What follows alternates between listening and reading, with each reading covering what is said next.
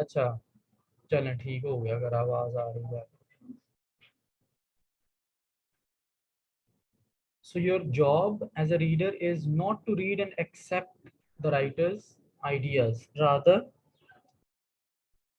what you need to achieve is question the writer's ideas, which means keep your mind open. If a writer is saying something, does not mean that it is the absolute truth, the unquestionable truth. The writer's perspective is just one person's viewpoint on a certain topic. And as a reader, you have to assess the validity of the writer's ideas based on logic and then certainly credibility of the writer. So mostly we use these two techniques of persuasion, logos and ethos. We see how far logical a person's ideas are and how far how far a person is credible. So these two things help us draw a conclusion about the strength of ideas.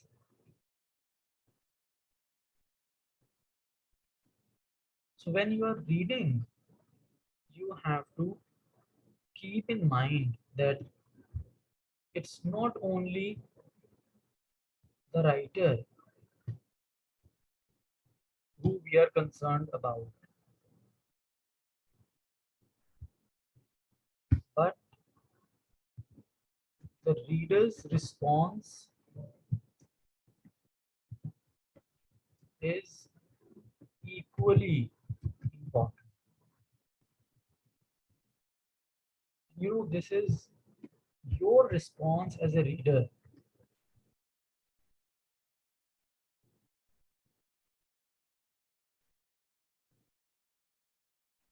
that is very important, because if you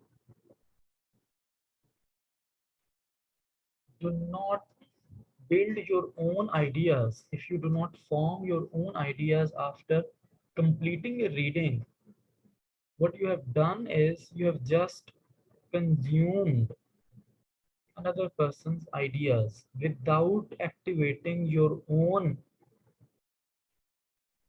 knowledge, thinking, and logic to develop your own thoughts on the given topic.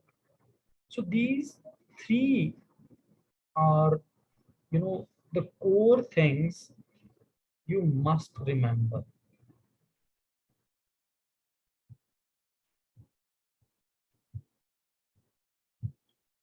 First is, you're not supposed to read in order to accept everything. When we read, we actually need to analyze which ideas are convincing and we agree with them, and which ideas are somehow weak. So many a time, arguments based on pathos are weak, especially in serious scholarship, in academia.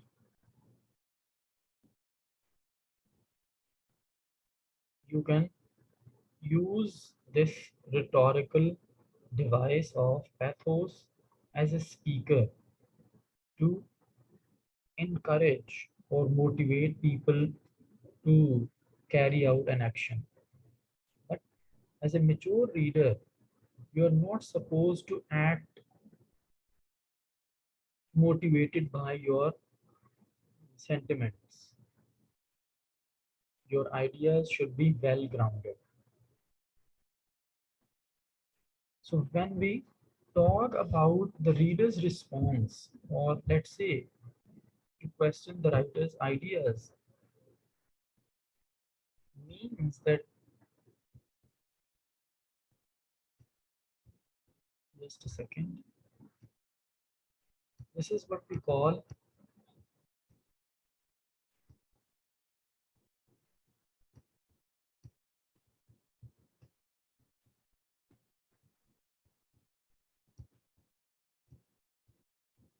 skepticism.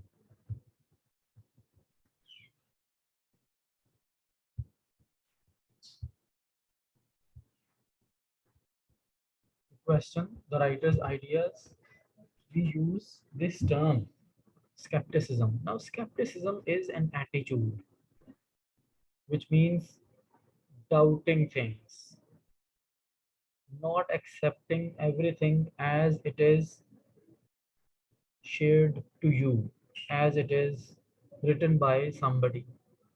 So you have to be skeptical. You have to be thinking about how far valid the writer's ideas are, or which ideas are valid and which are invalid. So you have to analyze the strength of ideas based on the strength of arguments. This is the only way you can understand which ideas to agree with and which ideas to disagree with. Now, basically, when we talk about the reader's response, it means you generate your own ideas, and this is something which we call interpretation. And this is the spirit of literary, or let's say critical analysis.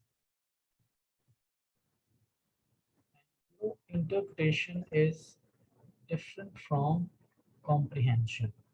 This is another important idea you must be confident or well informed about. The difference between comprehension and interpretation.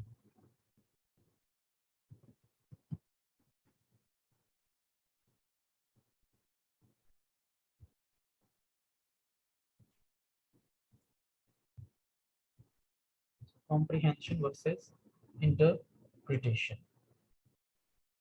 Now, comprehension means, can anyone of you tell me the difference between the two? What is the difference between comprehension and interpretation? Anyone?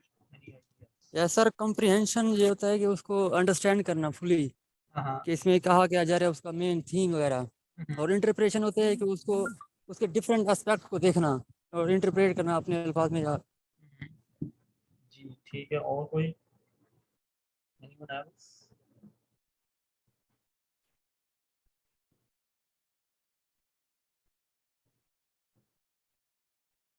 Sir comprehension होता है better understanding, and interpretation होता है sir जो आपने वहां से perceive किया है फिर उनका रिजल्ट निकालना, उनका जो भी मतलब आपने वहां से टेक्स्ट जो भी पढ़ा है उसका फिर आप इंटरप्रेट करते हैं, उसका रिजल्ट निकालते हैं आपने क्या पढ़ा है। हाँ, बेसिकली आप लोगों का आइडिया जो है ना वो बिल्कुल ठीक है, सिर्फ उसमें एक चीज़ जो है ना वो आप ऐड कर लें कि कॉम्प्रिहेंशन में जो आइडियाज़ हैं वो textual,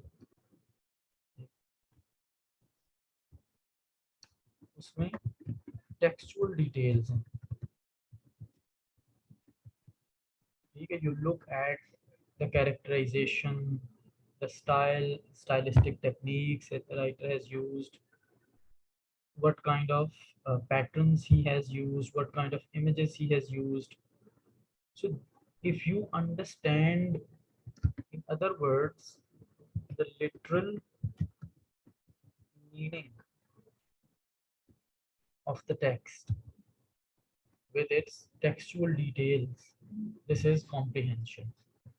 But when you build your own ideas based on these textual details, this is what we call interpretation. So you give the text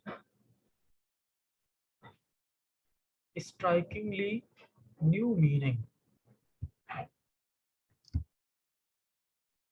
and this is your individual understanding.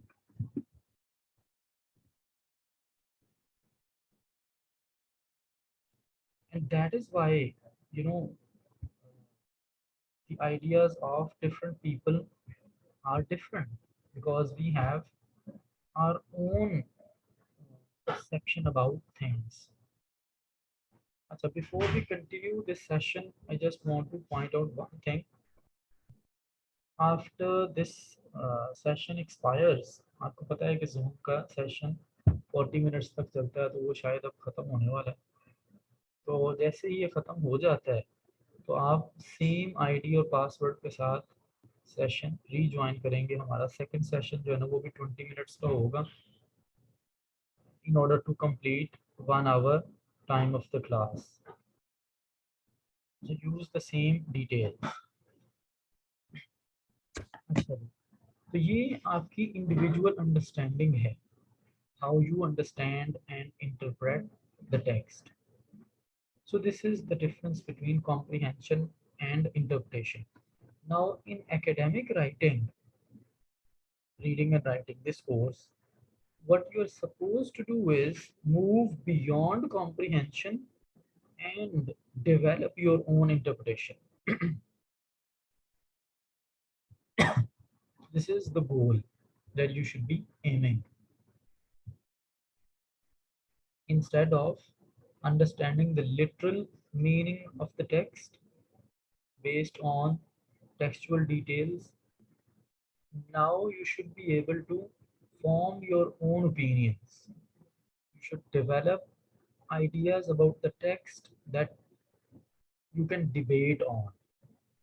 And obviously, when the interpretation is based on individual understanding of a reader, it means that a text can have multiple interpretations.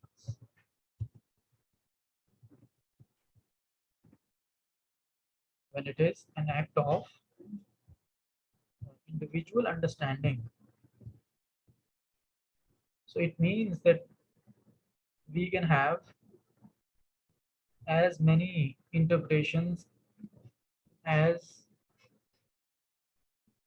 the readers are.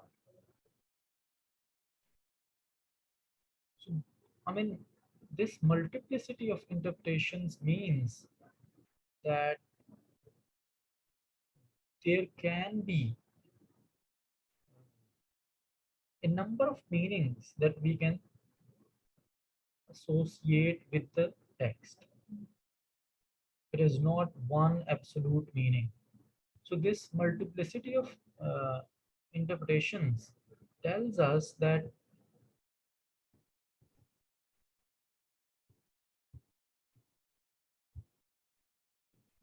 the text does not have uniform meaning. No text has a uniform meaning. It can have multiple meanings at the same time. And you know, this is the beauty of healthy society, that you listen to other people, you argue with them, you engage with them in a discussion, but you always offer some space to your opponents, people who do not agree with you on a certain point.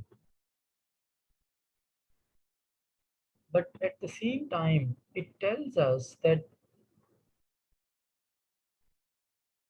it is actually, you know, the language and its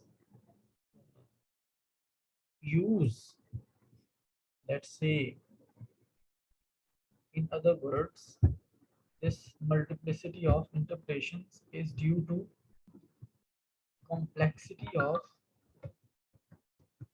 language and certainly style.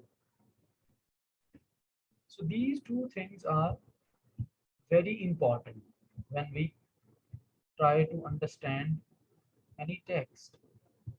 We have to look at the kind of language that the writer has used and the kind of style he has employed to convey a certain meaning.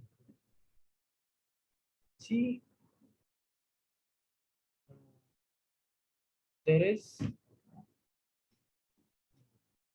I hope all of you understand that language is not uh, a very simple tool of communication. It is complex. So sometimes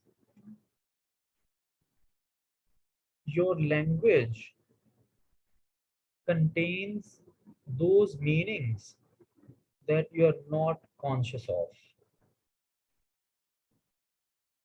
But somehow your language betrays your subconscious meanings, meanings which you do not uh, mean to convey, but unconsciously you do convey them directly or indirectly, because the kind of language you use, the kind of images you employ, the kind of stylistic techniques you have used create meanings.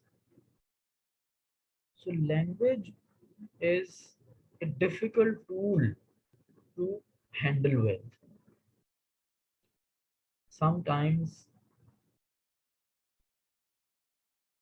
despite having a clear idea in your mind, you do not have an adequate expression to convey the same idea. That is why sometimes we do uh, say these things that I'm unable to put into words my thoughts and ideas, because even language, when it is complex, sometimes it becomes inadequate, inadequate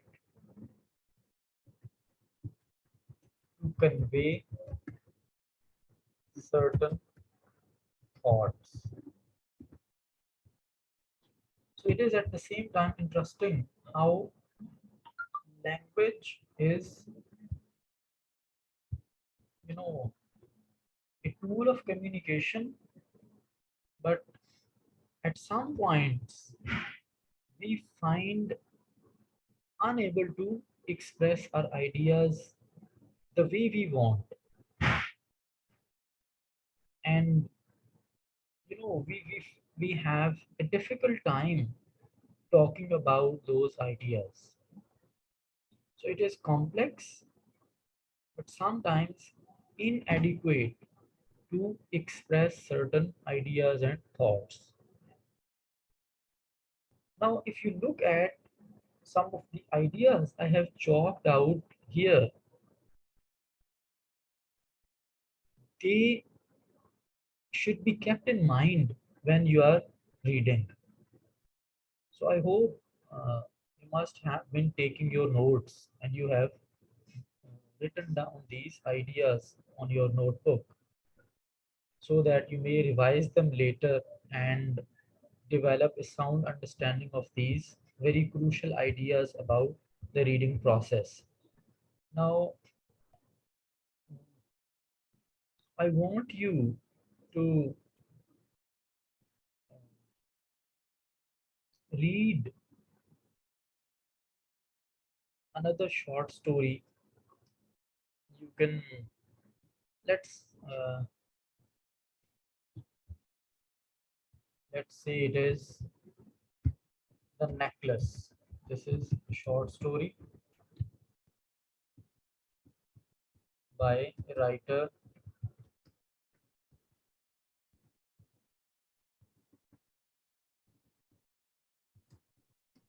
I'm not very confident about the correction of uh, spellings of his name, but the story is Mapasa. The Necklace. जी गाइडी मपासा है उसका नाम। हाँ, तो उसके spelling जो है ना मॉपसों के कुछ डिफरेंट हो सकते हैं, शायद उसमें कोई आगे पीछे हो गया, वो आप ज़रा देख लें। लेकिन ये स्टोरी है। अब आपने करना ये है कि आप इस स्टोरी को पढ़ेंगे, ठीक है, और आपने इसको इसी तरह से कहने के एनालाइज करना है इन डेप्थ। उसकी एक एक चीज़ को आपने कोशिश करना है कि आप बड़ा क्लियरली केयरफुली उसको एनालाइज करें और try to read it quite a few times, 2-3 times at least, so that you may understand each and every idea very well. And then we'll be discussing it in the class, and I'll also be asking you to share your ideas